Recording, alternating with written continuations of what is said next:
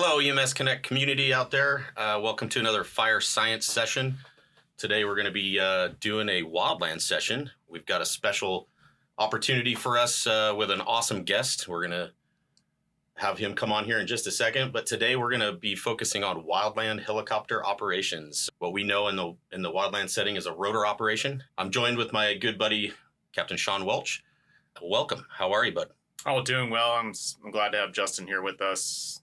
Enough about me. We'll move on, focus on him. Yeah, and then you got me. We're going to really cruise past that one. Sean, I got to do a disclosure real quick, make the lawyers happy. You want to do that for us? Yeah, we discussed different concepts and different tactics. Make sure you're following your own department's protocols and procedures. Make sure you're following your own local, state, and federal guidelines. Opinions expressed in our instruction are based upon our experience, and we also follow national standards. And also, there might be some products in here. I don't think in this one, but if there is, we're not endorsing anything specific. It's just something we might have used in the past. Yeah, don't go out and buy a helicopter. Yeah, so if you want to, go for it. And this guy, our special guest today. Boy. Yeah, oh boy. Justin Hamilton, also call sign known as J4. We're going to be referring to you as J4 today. Yep, perfect. Welcome. Glad to have you on today. Awesome opportunity for the folks out there in the fire community to listen to what a pilot's view on these wildland fires is. Welcome. Tell us a little bit about yourself. And started flying in 2003, went to a school privately, did not do military, was fortunate enough to become a long line instructor after instructing for about 1,600 hours, and then moved into the utility industry, doing power line work, setting poles, patrols, and then, of course, fire. My first fire season was 2008, and I've been doing it since then. Perfect. Yeah. What drove you to become a wildland fire pilot? So utility was always where I wanted to be. You know, I wasn't built really for tours or for, I don't know. I just couldn't do it. Like, it would be good once, I guess. Ag wasn't for me. And the long line side of it, the aspect of that. And also supporting people on the ground. We're essentially just a tool. So being able to help the crews with water in this case, or like power line work, we're just building power lines with our buddies. So that's awesome. Yeah. Perfect. As you can see, Justin's super certified, does a lot with both power lines and wildland. So we're going to kind of bounce back and forth a little bit. We'll have him talk about his experiences in both. Talk about the picture that I have up there where you're probably going to get in trouble again. No, this one cost me 2 weeks off. So we were pulling wire. I had an oil pressure light, and I had to basically set the wire down.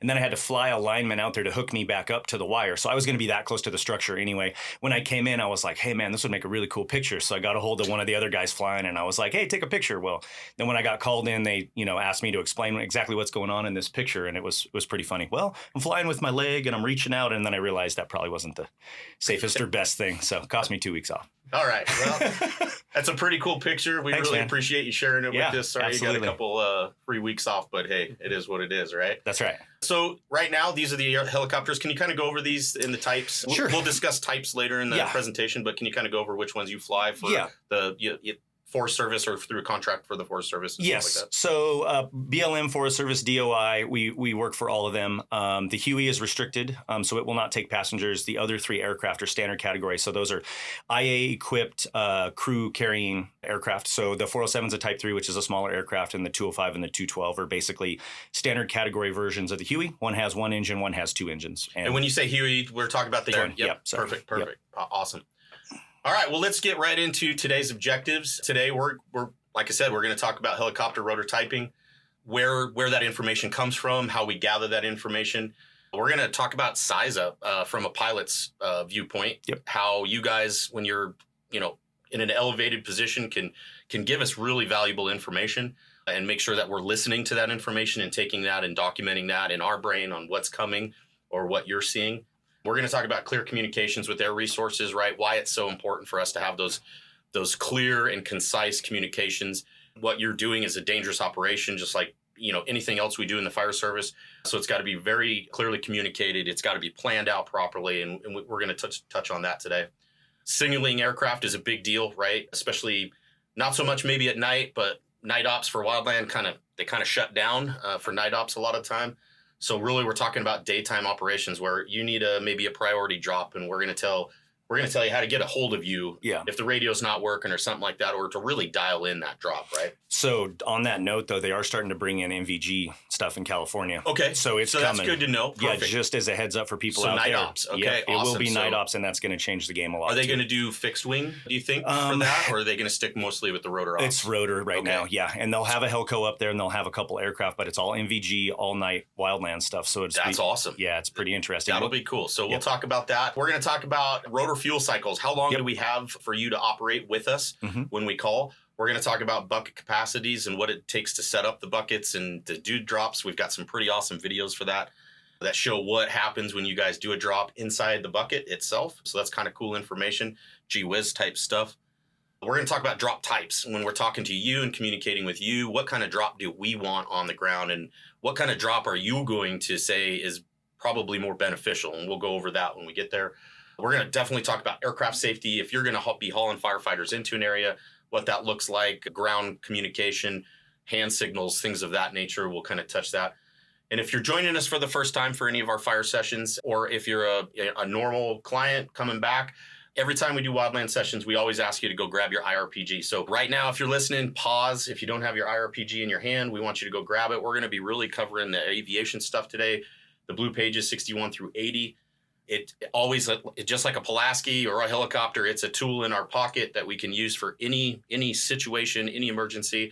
If you're not pulling it out on the fire ground, you're probably not doing it right. So just make sure that those are available for this session. As we go through our slides, we will have the page number and what section we're in if we kind of bounce around. So you can keep up with us, and we'll talk about those IRPG numbers as soon as we get there. But let's go right into it. Let's talk about typing. Can you go over typing with us and like how... I know we put up NWCG, and there's some other aviation typing out there, I guess, for like Forest Service and stuff of that nature. Yeah, so this is just a generic chart that they give you to base it off of weight, passenger type, and what it's capable of. But in this aspect of this chart, you look at Type 3, where it says 4 to 8 passengers. You're looking more on the 4 side than 8. There's not even 8 seats in a Type 3 helicopter. Now, they categorize it based on weight, and there may be a helicopter out there that at one point was categorized in that type, and that's 8 passenger. But we're actually in the Type 2s, we're taking 8 people. So that's where you have a captain up front, and then there'll be up to 7 people in the back with allowable payload. So that's where you go down to the weights there at max gross weights. Again, just a generic category, but pretty much looking for Type 2s, you're going to be 11,200 for the 212, and then 10,500 at max gross for the 205. So those are our main primary weights that we're working with the Type 2s. Type 1s are your giant, like your Sky Cranes, your Chinooks, Blackhawks. Those are all Type 1s. Big suckers. Big stuff, big buckets. You're going to get, if you call in a drop with a Type 1, you're going to get 1,000 gallons. Right. You know, so you're getting a Mack truck coming in of water. We did see when we hit buckets, we did see that they make buckets up to 2,400 gallons. Yes. So that's insane to me. That's a lot of weight. I don't know how... Like a Type 1, I guess, could carry that probably. I would suggest if anybody ever sees a helibase, and anybody that's listening here, feel free to approach whoever's running the deck at the helibase, go out there and get familiar. You can see when you stand next to a Chinook bucket, it's 2,000 gallons. You can walk inside of it. That's awesome to know. It's huge. Yeah, that's cool. But imagine the amount of water and the weight that is when you're calling that drop in also. So. Yeah. So question on that. Is it pretty common for firefighters to come up to the aviation teams and talk to them? Oh, absolutely. Like at the helicamps. Yeah, and stuff? even civilians come up, and you got to understand it's all taxpayer dollars, right? So we're totally welcoming to anybody that wants to come up, families, kids, as long as it's not busy and it's not a hot deck, and we're, if we're smoked in and we're sitting there, please feel free. All the guys would love to show you around. Perfect. That's awesome. That's good to know. So yeah, go hit them up out there. Also, we have a QR code that we threw up here. That'll actually take you to the NWCG standard directly right to the PMS 200 where all of this information came from. Another one of those big documents, take a little nibble out of it, but this is the helicopter typing. So We're going to have a lot of terminology in this one too. Okay, yeah. With sorry. you. No, it's okay. I just trying to track it also. There's a couple things that came up. You said Helco. Oh, yeah, sorry. So what's Helco? So helicopter communications, or the person basically overseeing the helicopter operations. So on large complex fires, you're going to get different levels of supervision. So there'll be an air attack, which is the highest up high, overseen, and then they'll delineate a Helco to take care of the helicopters. And sometimes on large complex fires, they may split that. There may be 2 air attacks and 2 Helcos, so that helicopter control is happening from Helco. Okay. And that's where they're going to give you all the instructions that you need, but it alleviates the workload of the air attack who is doing tankers and fixed wing operations. So that's what you're... And then also you mentioned hot deck. Like, so Yeah, like so that's rotor's just turning. so that guys, Yeah, no people problem. listening I'm sorry. Yeah. No, it's So good. rotor's turning on the deck is a hot deck. Okay. So then everybody has to have their PPE on, and obviously you're not going to let little Susie walk over to the helicopter while it's running. So that's what that's sure. a hot deck. Hot deck. Got it. Yeah, makes sense. Makes Right, sense. yeah, yeah. Perfect. So if rotors aren't turning and it's calm and you get a hold of the proper person, make sure you contact somebody in a yellow shirt or whoever's running the deck before you go out on the deck where the helicopters are. Then you can get, marshaled in and they'll show you what you need to see. Perfect. Yeah. Perfect. Thank you.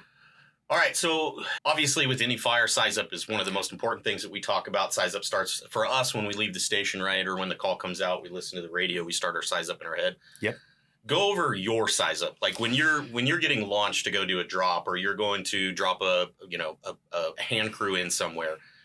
Tell us what your mindset is and what are the important parts of size up from the air for you, and then we'll kind of compare what is important to us on the ground. Okay, so this, for example, in that picture right there that you have, that's basically approaching an IA fire. So we get the call, we head out, I got the crew on board. While we're on our way there, we're already sizing it up. All right. So whoever's up front with me, the helicopter manager or soup or whoever's running the show for that day is going to have a little checklist, and everybody has a different one.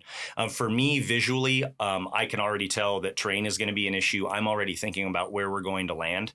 Depending on wind, and slope reversal is always an option with fire mid-slope. So when I'm circling that fire, one of the biggest things we find is I need to have a spot to put the guys in, and then hopefully they can get back to that spot to take them out. Depending on which way the wind's blowing, wind is king for me, because it's not just in landing the aircraft, it's also in what the fire could potentially do, right?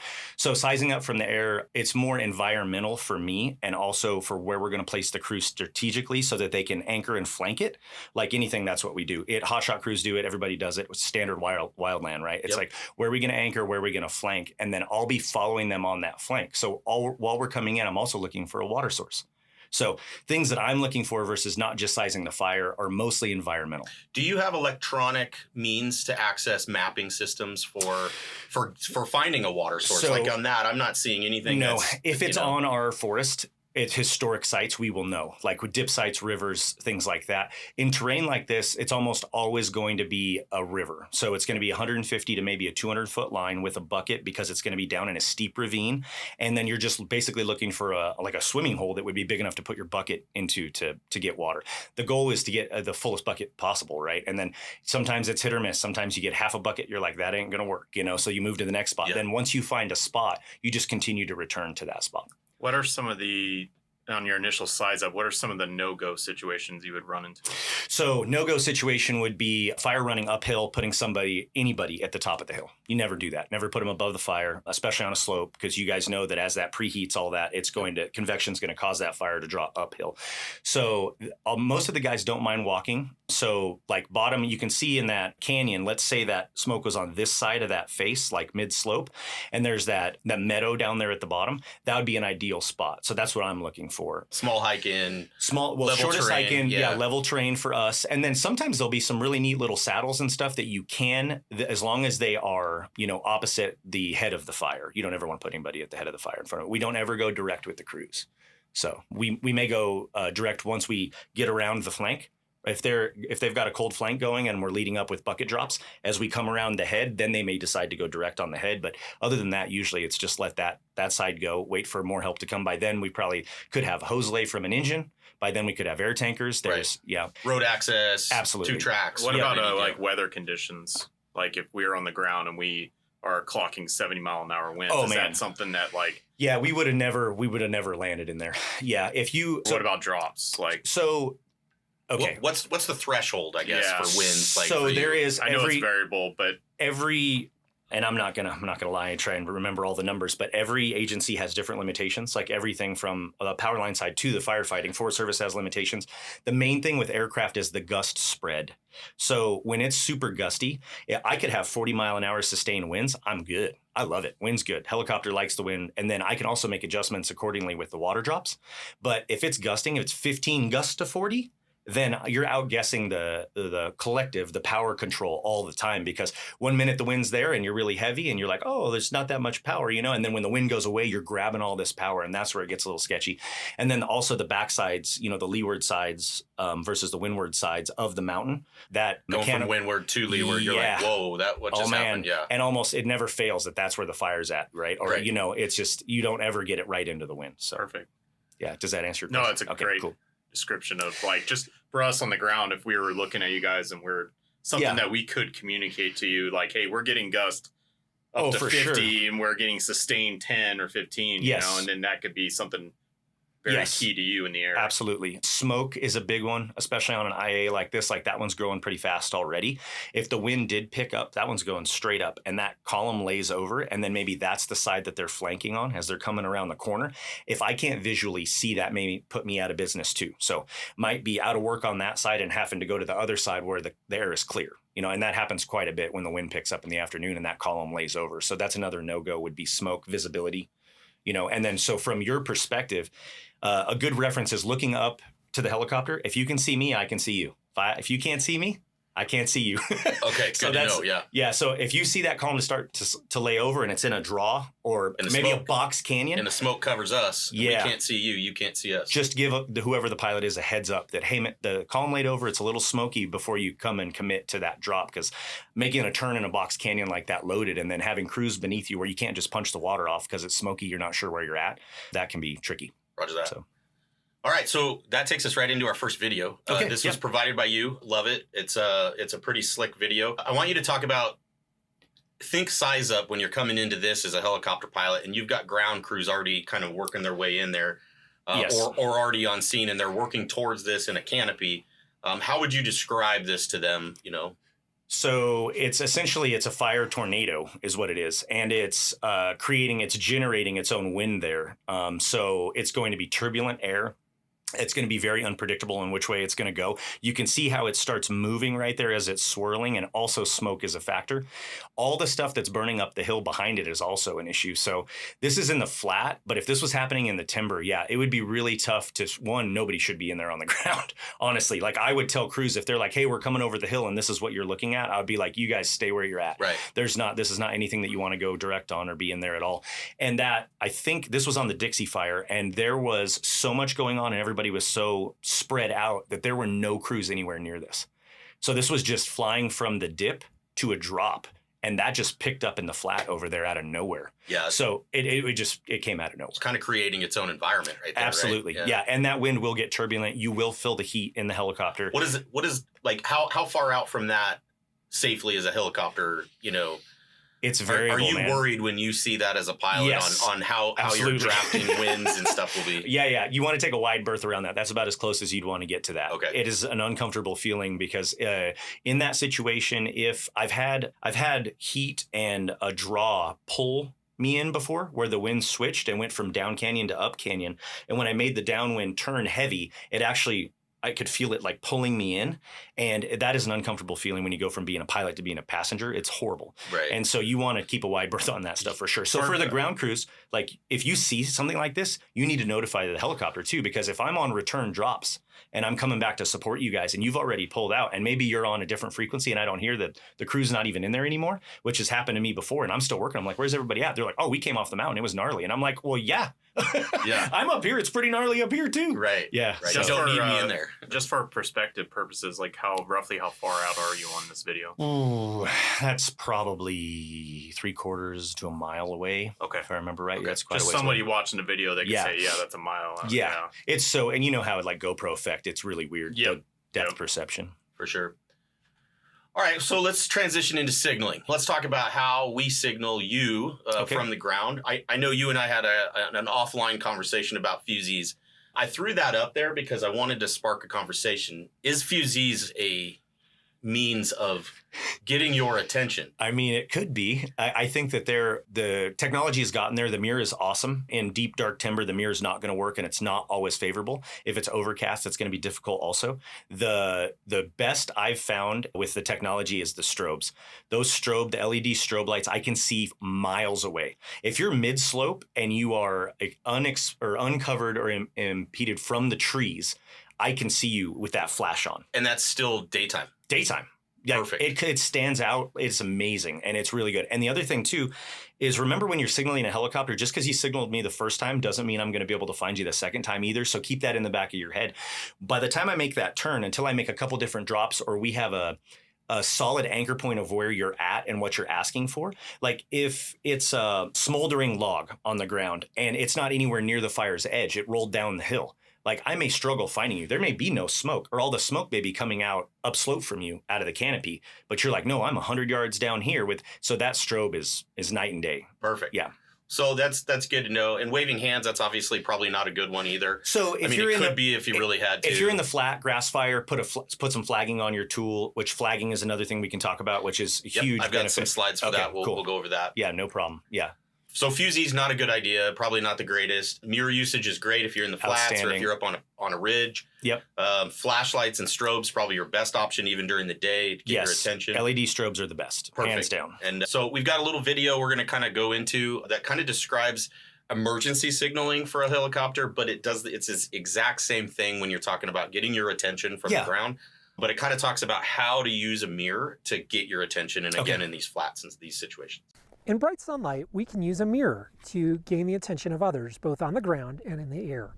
In addition to signaling for help if you're lost, you can also use this to indicate your position to another search team on the other side of a canyon or to a helicopter orbiting overhead. Most compasses that are useful for orienteering have a mirror, and this can easily be used as a signal mirror. Or you might choose to use a dedicated signal mirror that has this aiming slot and grid in the middle. Either one is entirely functional, and we'll show you how to use them. To use a regular mirror, I'll hold the mirror close to my face.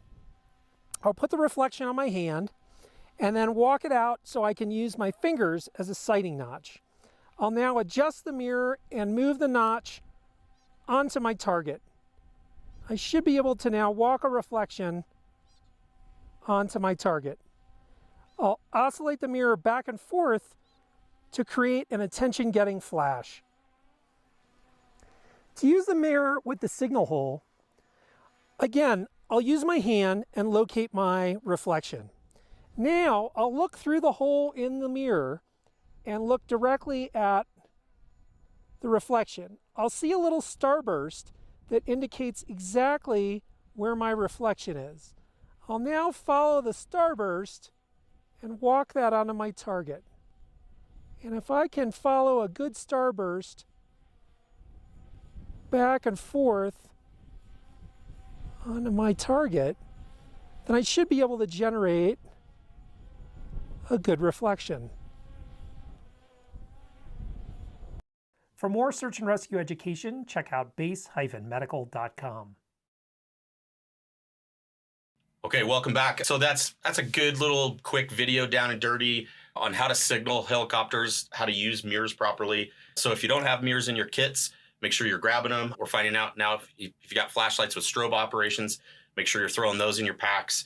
These are awesome little tools that the guys up in the air will utilize to see us and find us, right? So Justin, you and I also talked about this. We weren't even going to throw this in, but it is in our IRPG, so I just wanted to touch on it because we're talking aviation today. I put a bucket drop picture up there, but really we're not going to use these hand signals for a bucket drop. We're really going to use these mostly in an emergency situation. Yeah, right? marshaling a helicopter into land in an unimproved LZ where you can give them some signals and let them know.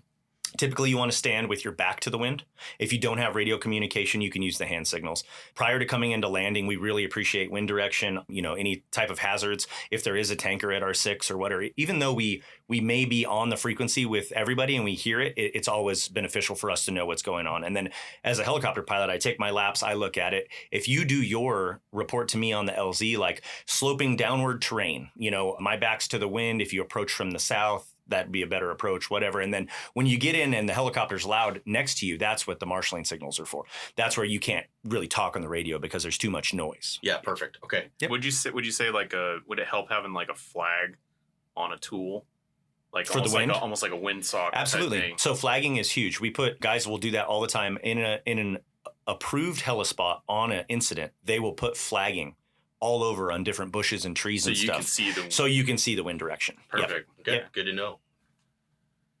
All right, so let's talk fuel cycles and how Okay. important is your fuel for your operation. Huge. Yeah. So if you're on an incident, one of these complex fires, and there is a designated helibase, it'll be typically in a type 2, 2-hour fuel cycles. And then you just go back to wherever the helibase is, where we do one hot fuel. And then after that, they want you to shut down to take a break, whether it's 10 minutes or 20 minutes or whatever. Tell us what a hot fuel means. So I'm sorry. Hot fuel means you leave the helicopter running and I stay in it. And then they put fuel in it. They pump fuel while you're running engines. Yep. And you're still in the aircraft. I'm still sitting there. Yep. At the controls. And then when they're done, we get back to work. Got it. So, okay. Yep. So we got you. So let's say you're assigned to my division. Yep. And you're working for us, and we're working together, and you're doing drops. I've only got you for about probably less than 2 hours, Yes. right? So you've got to go refuel. One of the best things you can do from the ground is on initial contact. So when I come in, if I'm, engine 5320, this is helicopter 510 inbound with a bucket. And then when you tell me instructions on, hey, we're going to pick up the right flank, here's what the drop we'd like, all that. How long do I have you? Okay. Right off the bat. Because then you can plan your priorities. And then if it's a dynamic environment. So when things change, let's say you guys get a snag that falls across the line. Right. And now you want to divert me to that. If you know you only have me for 20 minutes, you're going to give up on the hand line and following the crew around. And you're going to say, focus on that snag, see if we can get some water on it. Then when I go get fuel, you guys can start making mud and get that snag out. Right. Right. So that's where knowing how long you have, and don't be shy to ask again. Like if I show up and things might have changed, like maybe I have a 30-knot headwind on the way back to the base. The wind's picked up. So I'm going to give myself another 5-10 minutes to make sure I get back and I have enough fuel to get back. So when you come back, we might ask you, how long do I have you again? Exactly. Okay, perfect. Yeah, it may not be the same. Okay. Yeah. Depending on conditions and what you're facing. Absolutely. Is it common for pilots to tell the ground crews like, hey, this is my second, reminder, this is my second one. I got to shut down when I go back. The good ones do. Yes, Okay. we always do try and communicate. I'll also try and communicate. If it's silence, if it's radio silence, I'll say, hey, just a heads up, I got 30 minutes or I got 5 drops left. And then when it comes up, I'll be like, okay, last bucket, and then when I leave, I'll say, I have to shut down on this one. It's not going to be a hot fuel, so it's going to be a little longer, just so you know. How long does your fueling hot cycle and cold cycle, how long does that typically take? It's not long. I mean, I'm on the ground for maybe 5 to 7 minutes, and that I'm filled up again. Okay. And then for shutting down, it just depends on how big of a sandwich I want to eat.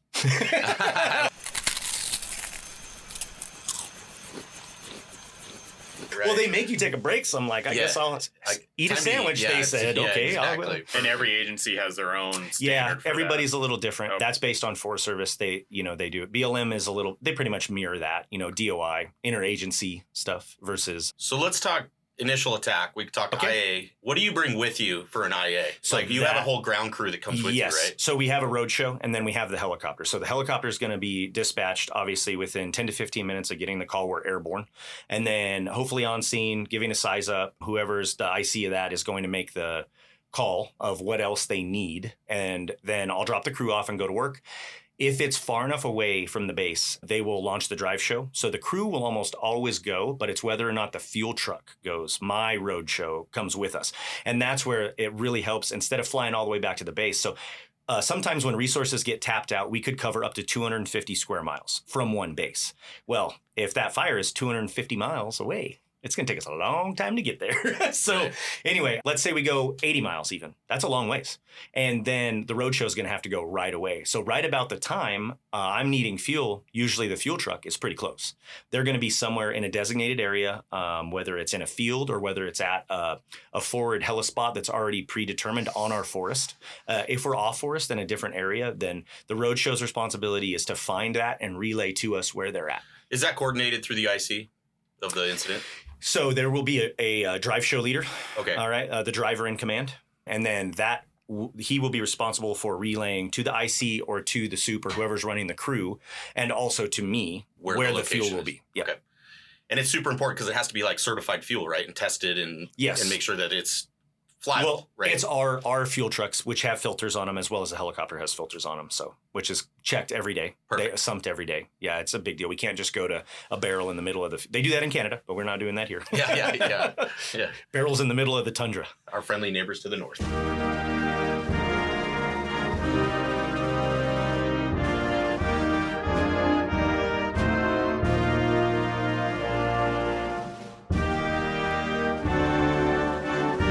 Yeah, they do. They'll fly barrels out and they hand pump them into their own helicopter. That's nuts. They put their own bucket on. That's like awesome. They don't even have a crew. They're just like, go out there, eh? You know? Yeah. Go get it. I like it. I like it. Getting it done, right? Get her done. All right, so let's go right into drops, and let's talk about these Bambi buckets. Yep. These are what's hanging below you and does all the work for us on the ground, at least. You're bringing water to us in a bucket. Yep. Talk about the different types of these for type helicopters, how big these buckets can get. Yeah, so you can see the numbers there. They're gigantic. If you have a Type 1 aircraft, expect a lot of water. Type 2s, we can be a little more tactical with the water, but it is less water, 8.3 pounds per gallon. So just remember that if you have, 300 gallons, you're 3,000 pounds. I mean, you can get really heavy. And that's where calling the drops in is very crucial in making sure the line is clear. But also a disclaimer is that my company primarily uses Bambi buckets, but there's a million different bucket, brands out there. Yeah, different types of brands, variable drop, suction buckets. There's all kinds of stuff. Are they pretty much referred to as Bambi buckets out there, though? Like all everybody calls them that. It's kind of like Coke for soda, or Heim, pop, or like whatever. Heim joint for a spherical rod end. Yeah, no, same thing. Yeah, yeah, kind of the same thing. Yeah, perfect. All right, so this is an actual picture that you gave us from one of your operations. How long does it take for your crew to set this up? And when he's thinking about it. No, I'm going to tell you because I know I've seen the fastest guys. Go ahead. So when we request a helicopter and you're on the way and you've got to stop to do this is going to be part of that time frame for your fuel operation, right? Yep. In our 2 hours. How long should that take, and how long does it typically take? This is one of the greatest questions because at the beginning of the season, these guys beat bucket drills into their heads. They do bucket drills non-stop. They change positions. They check each other. They spend a lot of time doing this. So 3 to 3.5 minutes. Wow. From doors open to flying away with the bucket. That is the ideal. Now, at the beginning of the season, we're talking 18 minutes, 12 minutes. I mean, people are tripping over each other. You can see the if you're up in Canada, it's 30 minutes. Yeah, because you got to get out and do it yourself. Yeah, but the pitot tube sticking out of the helicopter there, that's a Bell 212. That's another thing. Guys are running into those. So it's the arm's distance out front. There's so many little things that the training pays dividends in for these guys when it comes to doing that. But yeah, 3 to 3.5 minutes that's when they're on their A game. That's good. Yeah, that's awesome. Yep. And how important is it that they do it correctly? Oh, super important. Yeah, if the cables on the bucket gets tangled up, then we're waiting. We're dead in the water. And if we're first on scene, we're the only ones there and nothing else has showed up yet. Time is pretty critical. Perfect. So that takes us right into a video. This is a kind of a cool video that shows from the inside of the actual bucket, the actual mechanics of when you pull the trigger to drop a load, what actually happens inside the bucket and how the water is released. So we thought that was kind of a cool little gee whiz thing for the firefighters on the ground to see. Some of you have maybe seen it up close, but I just thought this was a pretty cool video.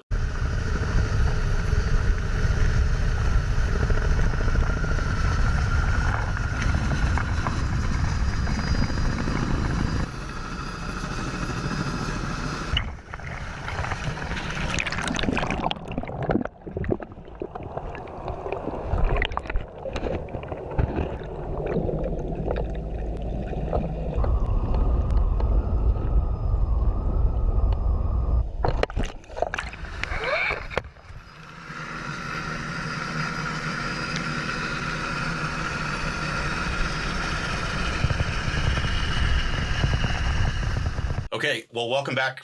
That was pretty cool, right? It gets to see the inside of the bucket and how it actually operates, the mechanism that goes with the actual Bambi bucket. I guess that's a brand name. Yep. I'm glad you brought that up. We're not endorsing any brands like we said at the beginning of this. There's all kinds of different types of buckets out there.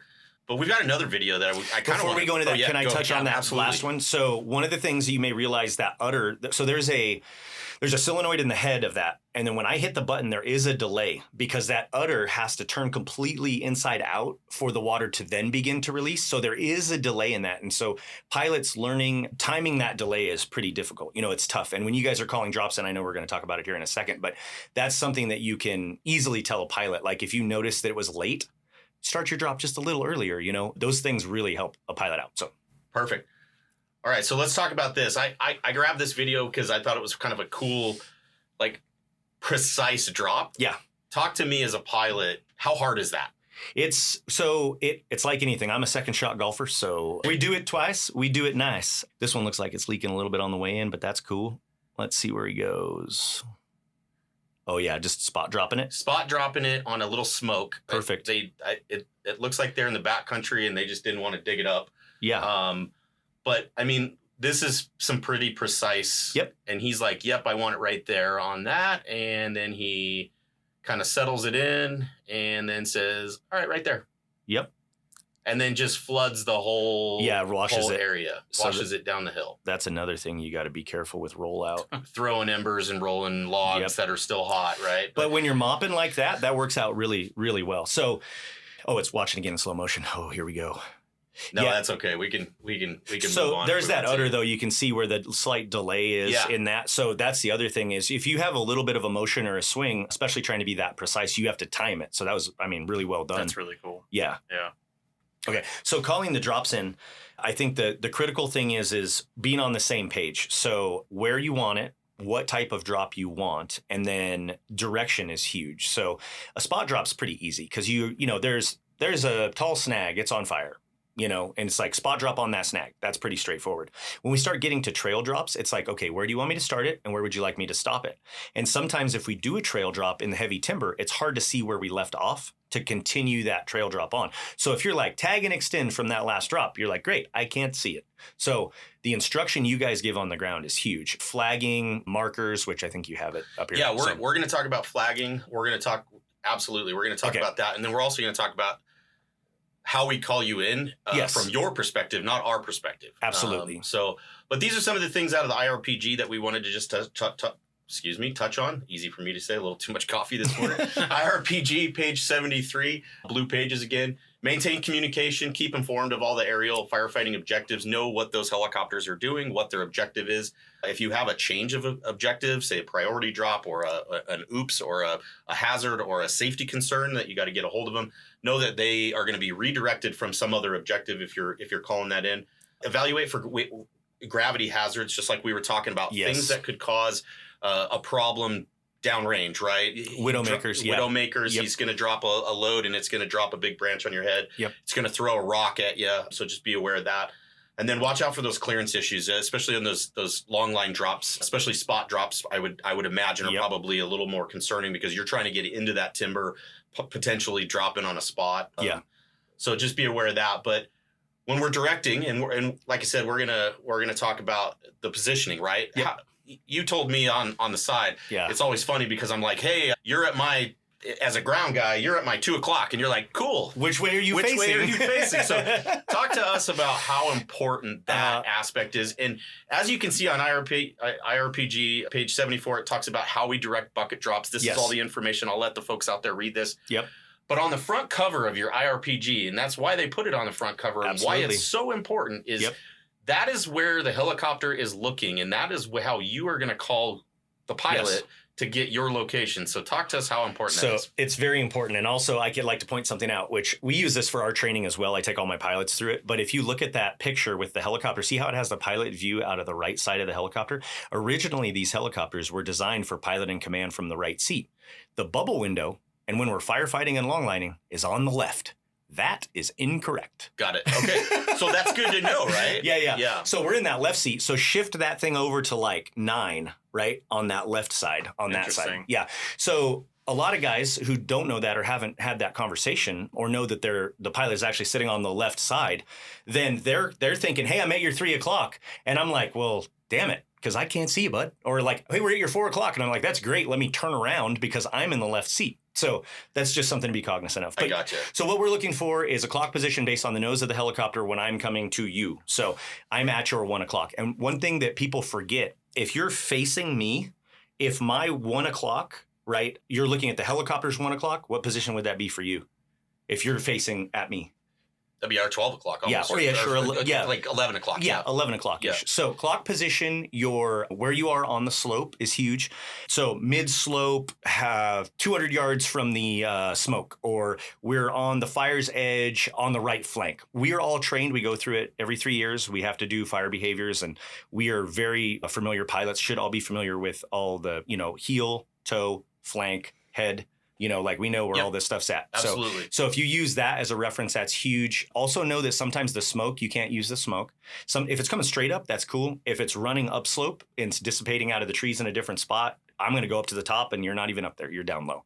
Are all pilots in the wildland setting on the left seat? Not all of them. Okay. Yeah. So here's the thing. Some tank ships don't even have bubble windows. They still pilot and command from the right seat. Got it. So the best way to do it, remember when I said, if you can see me, I can see you.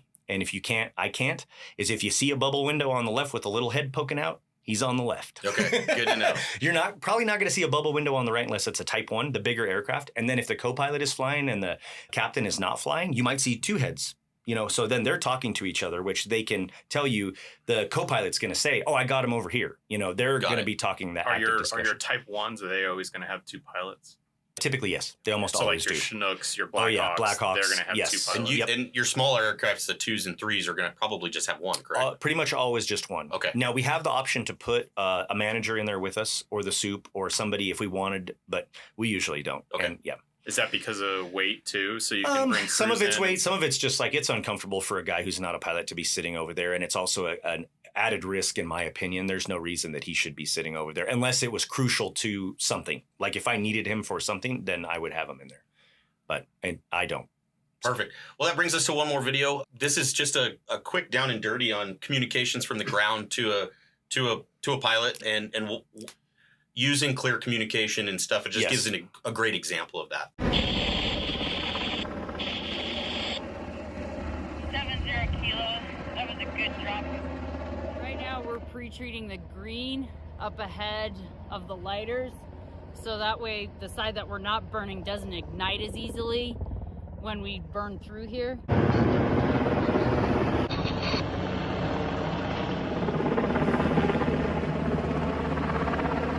Radio channel called air to ground, which is where you communicate with the helicopter to the helicopter's radio on your handheld radio. Okay, just before the tree line, is that what you're looking at, that bow? 8 firm, yeah, if we can have you hit that. He hit up just a little higher up, so if you can hit a little lower, that would be perfect. Okay. Further up along the road, 20 to 100 feet. Okay, big drop, 20 to 30 feet.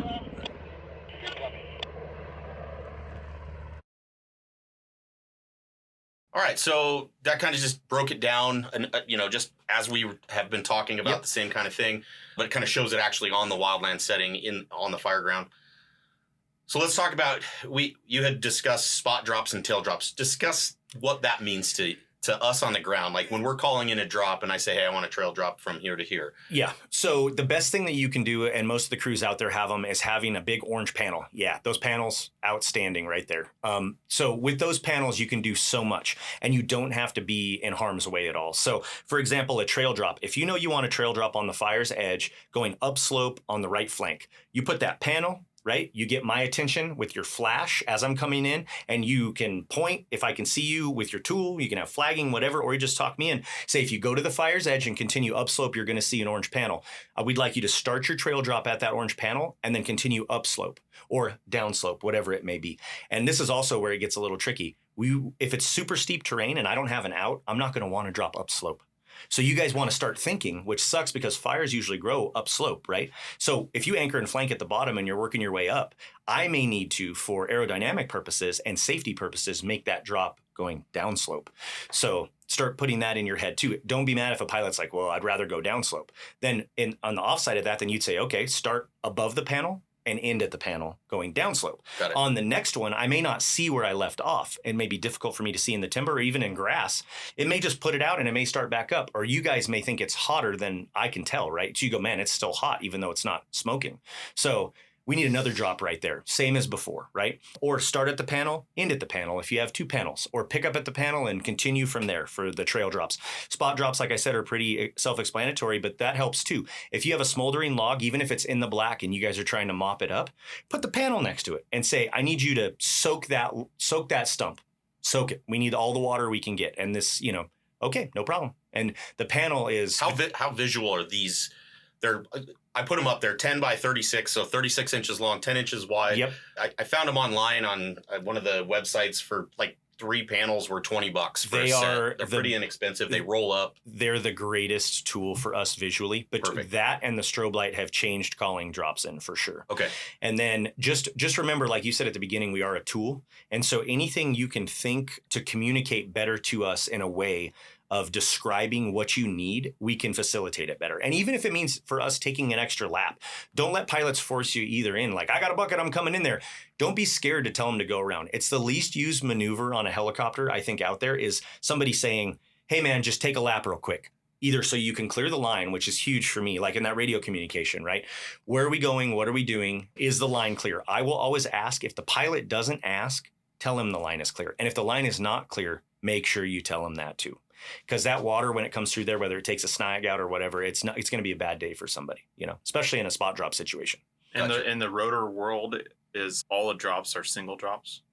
So if you had a different type of bucket, not the Bambi bucket, they're all are variable drop buckets. Okay. So you could be like a little bit over here, a little bit over here. The Bambi's a one shot. Bambi's are one shot. Well, they have a Bambi Max that does a variable drop. And then there's different buckets. There's an old bucket that was called a fast bucket. There's a cloud burst. You could Google buckets. There's like a ton of them out there, different types. But essentially the variable drops are neat because if you were in a grass situation, you could do a small trail drop on the grass. And then they're like, hey, there's a juniper over there. Can you put the rest of your bucket on that, And when you have the ability of a split drop, then the crew can think differently in how they want to, use you. Yeah. In that aspect. That's a great photo there that you guys can see on the slide there. That's obviously pilot left seat. Yep. That's right. Got the bubble. Got the bubble. That's good to yep. see. Yeah. So that's another tricky thing. If he's belly bucketing like that, he's very rarely going to use the bubble. He's going to use the mirror because he can't see it very well. It's so close to the aircraft. So they call that belly bucket. Yeah. When the bucket goes straight to the belly, that's a belly bucket versus on the end of a long line. And that's something that guys too, when you request aircraft, if you are requesting an aircraft and it's in timber like that, and there is not a dip site like that, you might want to say helicopter with bucket and long line. Okay. If it's in steep terrain like we saw before, where the only dip access is a river, you're going to want to try and add that to your request. What's easier for you to fly, a belly bucket or a long line? I'm a long line guy. Okay. Yeah, I like being above everything. I like being able to be in the wind. You get to the tanks and the belly buckets and you're just right in everything and you're super close and there's just so much more potential. We talked about having somebody else in the seat. If I was in a tanked machine, that might be where I would like somebody in that other seat. Just for an extra set of eyes. Yeah. Yeah, especially when you're doing IA stuff. It's one thing if you're dipping out of a mobile tank or a pumpkin that's in a giant field in a safe area, and it's a whole nother thing when you're going into a steep canyon in a river with cable crossings and God knows what. So perfect. Yep. All right, so appreciate it. That's good information about drops and getting them to us and flagging. I know we need to get some flagging in our kits now. Those panels are awesome, man. Because we've called in stuff, but like just knowing that is such a great tool. And it's cheap and inexpensive, and we can have in our packs would be something that we need to make sure. So again, IRPG page 72. We talk about weight estimates when you're flying in equipment, you're dropping in people, you're dropping in stuff, right? Yep. That's what we're really talking about, and that's where that type 1, type 2, type 3 classifications kind of come in. You've got to add weight together, and the IRPG kind of breaks down what each item weighs, and by the case, by the MREs. Yes. They even have a weight classification for the box of a meal ready to eat case, what it weighs. How important is this when we're asking for an airdrop of something? So it's huge. The reason that they put that in there is for guys out on the line that are at a helispot, that are managing the helispot, and they don't have a scale. And now they have to fly out all this stuff that's on the hill that's been flown out, supply stuff, or maybe the smoke jumpers dropped a bunch of stuff in there and they got to fly it back. Now they can open the box and go, oh, MREs, and they got all the weights for it. Then they can cargo net it up, they can manifest it, and then they can give the weights to the pilot. That's why that's important. And then what you have here is this is how we calculate our load calculation every day for different conditions on a base, depending on where you're at for the IA load, which is what this one would be. It's an actually super high elevation. So 7,000 feet and 30 degrees Celsius. So that's pretty hot. That's in the 80s. Like you're at 7,000 feet, that's pretty warm. So density altitude severely affects the performance of the aircraft. And it's a unique thing. So if you think about the aerodynamics of an airplane, it's generating thrust with the prop out front and then lift with the wings. Okay. A helicopter is generating lift and thrust both with the turning rotors. Okay. So those rotors and air density wise is where you're going to eventually run out of, power, essentially, where the air is not dense enough to generate the same amount of lift at high altitude as it is at lower altitude. And that's kind of like what you said earlier. You like the wind. Oh yeah. The wings are for sure. Helps us. Well, so the most power it takes in a helicopter is to hover. So when we stop and we're in a hover in a no-wind situation, that's the most power we're ever going to need. Once we're moving, we go through a thing called effective translational lift. And after that happens, when we're moving, it's less power. So you guys can Google that if you want. I don't want to. Give me a whiteboard. I'll show you the. Heyo, it is I, the editor. Having a blast? Of course you are. Now, what is translational lift? Let me break it down in a way that even us firefighters can understand. Spinny thing spins fast enough to push air to the back spinny thing, which creates a smooth airflow path. The drop in air resistance allows the helicopter to travel while using less power. Need that info to survive? No. But, hey. All right, bye. We don't want to go that far. It's awesome. But so basically, essentially, actually, if you look at those numbers real quick, just so you can see. So the first one is hover in-ground effect there, and non-jettisonable, which means you can't punch it off. So the first two columns are just for when we have stuff inside the aircraft, we can't get rid of it. The jettisonable means your long line with either a cargo load or the bucket, okay? There's a weight reduction required by all, like DOI, BLM, everywhere. It's a standard. So for this aircraft, it's 155 pounds and none on the jettisonable. That's basically like a safety margin they build in. They give you extra 155 pounds just in case. And then down at the bottom, you'll see the allowable payload. So 845 for internal loading. That's all the weight I can take. Now, that number at the top column, the total 3730, is me in the aircraft with the fuel. The numbers at the bottom there are what we can put in the aircraft. So 845 is what we can put in internally. And then for the bucket work, I can do 1220. So depending on what bucket I'm using, we might have to cinch the bucket down. So you might not be getting 100% of the bucket when you call the bucket drop in. If this has a 150-gallon bucket and then I have to cinch it down to get to the weight of 1220, then I'll put that on the next line down there. We account for the long line and the bucket weight empty, as well as how much it is full water. So perfect. Awesome. So that's going to take us right into some aircraft safety. Obviously, in the fire service and probably in the aviation services, safety obviously is in the forefront of everything we do, right? Everyone's a safety officer. Everyone can, everyone can put you on a 2-week notice for stuff. No, I'm just kidding. Like we all talk safety all the time. So I obviously wanted to put this in here. IRPG says for passengers, this is some of the things that you should be aware of. Follow pilot's instructions, secure items, secure baggage, only approach the aircraft when the pilot gives a thumbs up. We always use that in our fire department is don't approach an aircraft unless you got eyes on the pilot. And he, absolutely. I give a thumbs up, he gives a thumbs up, and then you're like, okay, cool. He knows I'm approaching. Yep. Just so we don't have rotor dip and things of that nature, especially when you're talking about these guys. Wearing your seatbelt, strapping your helmets down, not having loose items on you. There's one of the movies they make fun of him. He duct tape his helmet to his head because he didn't have his chin strap. So that's awesome. It's things of that nature, right?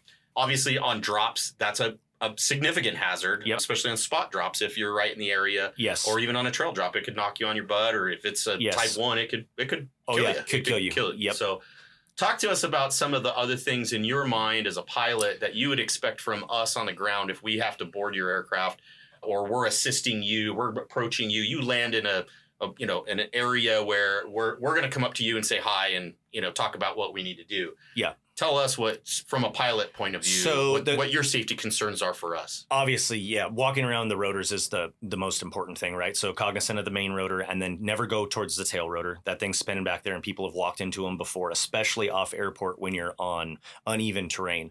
So with that being said, a lot of people in accidents have happened too is slope of the aircraft matters. If I am sitting downslope slightly on one side, the rotor is going to be level. So now you're going to end up with the potential to walk. If you go upslope at all, you're going to be closer to the rotor. So you always go downslope, which may mean getting out and walking around the nose to go downslope. It may also mean like somebody in an LZ, you might think you have the best vantage point, like maybe a lookout, right? And you're upslope and then you're coming down to the helicopter. Always go wide berth around the nose, 90 degrees perpendicular to the nose, eye contact, and then before you get cleared in. Also, the disclaimer there is anybody around a helicopter, 9 times out of 10, unless it's an emergency, is going to have a briefing. They're going to already be briefed by the crew. Like if we're shuttling people, they've already been manifested, briefed. They know where the fire extinguishers are. They know everything, which is part of also the checklist for aviation, anything in the IRPG also. So like you said, seatbelts, all those are standard. To go through that briefing, and that briefing is in the IRPG. How far can your rotors dip where it's a concern for somebody that is approaching your aircraft that's never been around them? Yeah, so they're all a little different. The 2-bladed systems are the worst as far as because it's actually a teetering head. It doesn't have any type of structure. Or like an A-Star has a a different type of rotor system that star up there actually kind of holds it a little more rigid. It doesn't flap quite as much. The most dangerous time for a helicopter is startup and shutdown. We don't have control over the rotor system when it's starting up or shutting down until the hydraulics get fully going and everything. Okay. And so shutdown is the worst. Like you don't ever want to be, we call it being in the bite or whatever, but you don't want to be at the tip of the rotor blades. You either want to be all the way in at the aircraft against the body, or you want to be, or fuselage, or all the way outside to where you're far enough away that you can see the tips. We have to have high vis blades, so they're painted that way on purpose so that you could see the tip of the blades. So it'll be yellow at the tip, and then the tops for visibility of other aircraft. There's different types of paint jobs they have so that you can see the rotor while it's turning. Even while it's turning. Yeah. Perfect. All right. Well, thank you, Justin. Really appreciate your time. Yeah, man. As always, man, we love doing this training. So Thank you guys. Thanks for having really me, dude. Appreciate This it. is cool. And hey, this is the world according to J4 also. So like, so I'm sure somebody's all the naysayers out there or whatever. It's all right. I only know what I know. So. Yeah. No, it gives a really good perspective on, working with rotors, and we loved hearing your take on it, because we work with rotors a lot, but we don't ever communicate really with the pilots, or get this conversation with the pilots. Yeah, and that's huge. Yeah, they usually fly in, they do a bunch of drops, we say a few things on the radio, and then they fly away. We never see them again. Yeah. Well, that's the thing, right? So if we can raise the bar, and that's why I think what you guys are doing is so awesome, because I think we talked before about it. If one person watches this and learns something from it, it was all worth it. Like 100%. It's so awesome. So it's really cool that you guys are doing this. So again, thanks for having me. And thanks for being here. Yeah, and if you guys have any questions, and if you want, I'll probably pay attention to the comments or whatever I can do. I'd love to have active conversations with people, or if anybody has any specific questions or wants to expound on any of that stuff, I don't know how we can stay in touch. But we can get your email on here at some point. We'll make sure that the email goes up. Hopefully our editor maybe can hook us up with an email. But Yeah, no I'll get problem. your email before you go. That'd be great. You want information going to. Yeah. Or you can send to us. Right now, here's our reference page. This is where a lot of our information came from. Obviously, NWCG drives a lot of that, National Wildfire Coordinating Group. Also, interagency standards for fire aviation and stuff like that. And then a lot of information we got directly from Justin as a pilot. So if you have any questions about the material, obviously, please feel free to contact us. We love hearing from you folks out there. Here's our email address. If you want to get a hold of Justin, please email us. We'll make sure that you get in contact with him if you have any further questions. Does that work for you? That's outstanding. Perfect. Yeah. So just email us. We'd love to hear from you. Again, as always, thanks for joining us. Sean, Justin, really appreciate it. Stay safe out there, everybody, and we'll see you on the next one. Any final things you have to say, Justin? Oh, no, just be safe out there, guys. And remember, we're all part of the same team. And at the end of the day, it's just about getting home safe. So Perfect. Thank you, Justin. yeah, thank you.